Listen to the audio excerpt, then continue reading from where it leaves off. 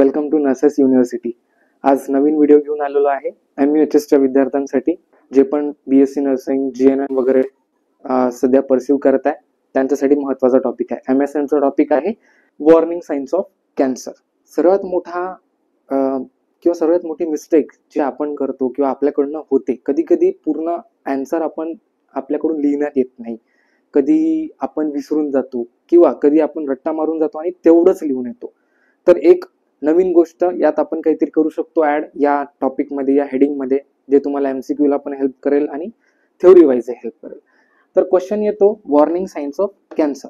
Warning signs of cancer मध्ये आपल्याला माहिती आहे हा निमोनिक अप. आपण बरोबर हे लिहितो, त्याच्यासमोर त्याचं जे जे पण आहे line wise explanation, sentence wise तेवढं लिहितो आणि बस तसंच लिहून वापस येतो. मला असं वाटतं की याच्यात जर इम्प्रुव्हायझेशन करता आले आपल्याला आणि अजून लेंथ जर वाढवायची असेल तर आपण अजून याच्यात काय करू शकतो. तर यातले म्हणजे तुमच्यातले बरेच जण असं करतही असेल, बट जे नाही करत, ज्यांना अजून डेटा वाढवायची गरज आहे, ज्यांना प्रॉब्लेम होत आहे थ्योरी पेपर देताना युनिव्हर्सिटीचा, त्यांच्यासाठी आपण काय करू शकतो पाहूया. हे तर लिहायचंच आहे, विषय नाही. क्वेश्चन अप, त्याच्या समोरचं जे सेंटेन्स आहे जे व्यवस्थित आहे, जे ऑब्विसली हे सगळं लिहिण्याच आहे. यात अजून काही इम्प्रोव्हायझेशन करू शकतो सो दॅट तुमचे आन्सरची लेंथ वाढेल. त्याच्यासाठी आपण बघूया. पहिला वॉर्निंग साईन आहे changes in bowel and bladder movement म्हणताय. बॉवेल आणि ब्लॅडर. आता बॉवेल आणि ब्लॅडर मध्ये कुठला ना कुठला प्रॉब्लेम झालाय म्हणून चेंजेस होत आहे आणि तो एक वॉर्निंग साइन्सचा कॅन्सर मध्ये मोडला जातो. तर याच्यात आपण एक्झाम्पल वाईज काहीतरी लिहू शकतो का? फॉर एक्झाम्पल आपण हा लिहिला वॉर्निंग साईन, त्याच्याच खाली त्याच्यात होणारे प्रॉब्लेम्स लिहिले. जसे की आपण लिहू शकतो IBS लिहू शकतो, किंवा एखादा इन्फेक्शन झाला असेल, सिलियाक डिसीजेस, पोटाचे आजार, one can say stomach, so that bowel आणि ब्लॅडर मध्ये प्रॉब्लेम्स आहे. IBS जग जाहीर सगळ्यांना माहिती आहे, इरिटेबल बॉवेल सिंड्रोम, त्यामुळेच ब्लॅडर बॉवेल मुवमेंट गडबडते. त्यानंतर IBD, इन्फ्लामेटरी बॉवेल डिसीज. त्यानंतर infection, any kind of infection, stomach infections, staphylococcus असेल, स्ट्रेप्टोकोकस असेल किंवा एनी काइंड, जेणेकरून त्या इन्फेक्शननी इथे काही ना काही प्रॉब्लेम होतो आहे डायजेशन मध्ये. शेवटी इनडायजेशन, डायजेशन मध्ये प्रॉब्लेम आला, it means any of the infection, stomach infection, food poisoning, anything. But इथे आपण स्पेसिफिकली कॅन्सर बद्दल बोलतोय. त्यानंतर सिलियाक डिसीजेस जर काही असेल तर ते पण एक हे आहे.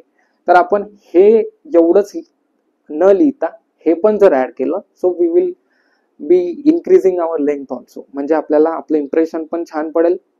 पेपर चेक करणारे त्यांना एक कन्फर्मेशन मिळेल की you know the answer, you know the related diseases also. So then, आणि लास्टली तुम्हाला डेटाच वाढवायचा आहे ना. So a lesion that does not heal, any of the lesion, कुठलाही लीजन असेल बॉडीमध्ये, इंटरनली एक्सटर्नली, तो हील नाही होत आहे. एक लीजन हील व्हायला 4 to 6 वीक लागतात, बट हे होत नाही आहे. It means it is taking more than 4 to 6 weeks. म्हणूनच पुअर बाउंड हिलिंग होत असेल, लीजन पण पुअर हील होईल. That's why a lesion that does not heal, it's a warning signs of cancer. त्यानंतर अनयुजुअल ब्लिडिंग ऑर डिस्चार्ज, कुठे ना कुठे internally bleeding होत आहे, सो आपल्याला इथे ब्लड डेफिशियन्सी होऊ शकता. Unusual, there is nothing cause, की काहीतरी झालाय, एनी ऍक्सिडेंट असो, बॉडी वाईज ऍक्सिडेंट असो, एनिथिंग. त्यानंतर thickening of lump.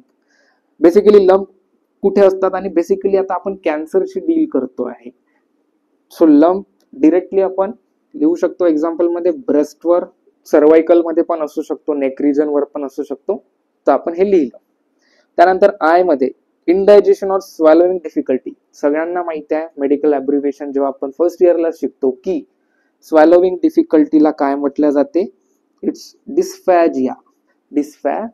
It means difficulty in swallowing. त्यानंतर obvious changes in wart or mole. सगळ्यांना माहिती आहे what is mole. Moles are nothing but impressions on our body, black कलरचे असतात मोल.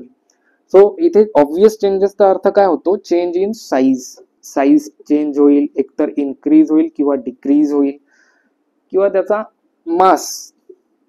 मासेस तयार होणार, तो जो आहे. फॉर एक्झाम्पल मणक्यांचे मायन्यूटली आहेत, तो मोठा होणार, साईज वाईज मासेस तयार होणार.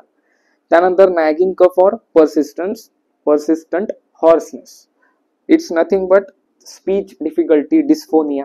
कशात? नॅगिंग कफ आणि नॅगिंग कफ रेस्पिरेटरी डिफिकल्टीमुळे आपल्याला इन्फेक्शनमुळे नॅगिंग कफ होतो. त्यानंतर लास्टली आहे आपल्याकडे यू आणि पी, म्हणजे U unexplained weight loss. We don't know why the weight is losing, muscle wasting वगैरे होतं. सो डिसीजेस आहे, स्टमक बरोबर नसेल सो डायजेशन बरोबर नसेल, स्टमक आणि डिजेशन नाही, इसोफॅगस मध्ये काही प्रॉब्लेम असेल. So these are all the organs. Liver, mainly लिव्हरला विसरायचं नाही. Liver is the most underrated discussed organ, but सर्व काही तोच बघतो. तुमचा बॉडीचा मेटाबॉलिझम तो बघतो, तुमचा ग्रेव्ह यार्ड ऑफ आरबीसी वगैरेचा प्रॉब्लेम असेल तो ते बघतो, त्याच्यानंतर डिटॉक्सिफिकेशन सर्वात मोठं काम त्याचं आहे तो तेच बघतो. सो हे तिन्ही प्रॉब्लेममुळे अनएक्सप्लेन्ड वेट लॉस होऊ शकतो. आपल्याला माहिती नाही आहे ऑर्गन्स व्यवस्थित काम करताय की नाही, but there is losing of weight. नंतर pernicious anaemia is inability of body to absorb vitamin B12. लक्षात ठेवा, कुठलं विटॅमिन? B12 काय आहे? ॲब्झॉर्ब नाही करत. डायजेशनली मधली एक प्रोसेस माहिती आहे ज्याला म्हणतात ॲसिमिलेशन. ते काय करतं? आपलं इंटेस्टाईन, स्टमक मधून जेवढं पण कामाचं आहे ते आपल्या बॉडीकडे पोहोचवतो, ऑल ओव्हर द बॉडी, आणि आपण ते ॲब्झॉर्ब करतो. आपली बॉडी त्याला स्टोअर करून ठेवते. Same with pernicious anaemia. It means it's not like, म्हणजे असं नाही होत आहे की विटॅमिन B12 आहेच नाही, आहे बट त्याला साठवण्याची ताकद नाही राहिली या बॉडीमध्ये. That's why pernicious anaemia. जेणेकरून तुम्ही तुमचा डेटा वाढवू शकता.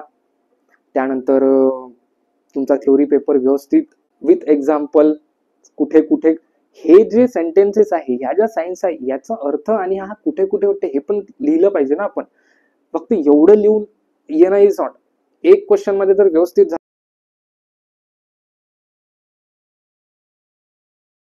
तर दुसऱ्या क्वेश्चन मध्ये आपण सिली मिस्टेक केला तर इथे कॉम्पन्सेट होऊन जाते. सो ही एक ट्रिक आहे की तुम्ही तुमचा युनिव्हर्सिटीचा पेपर आणि त्याच्या एटीकेटी लागण्याचे कारण ह्याच सिली मिस्टेक्स असतात सर्व. नुसता अभ्यास करून होत नाही, प्रत्येक क्वेरीला कसं ऍड्रेस करता हेच मॅटर करते ऍट लास्ट. ते 3 घंटे. अशाच व्हिडिओसाठी कमेंट करा नर्सेस युनिव्हर्सिटीला. खाली व्हिडिओच्या कमेंट सेक्शन तुमचं आहे. अजून कुठला टॉपिक लागला सरळ तुम्ही लिहू शकता की हा टॉपिकचा व्हिडिओ आम्हाला पाहिजे. Thank you. Please follow and subscribe Nurses University. Keep studying.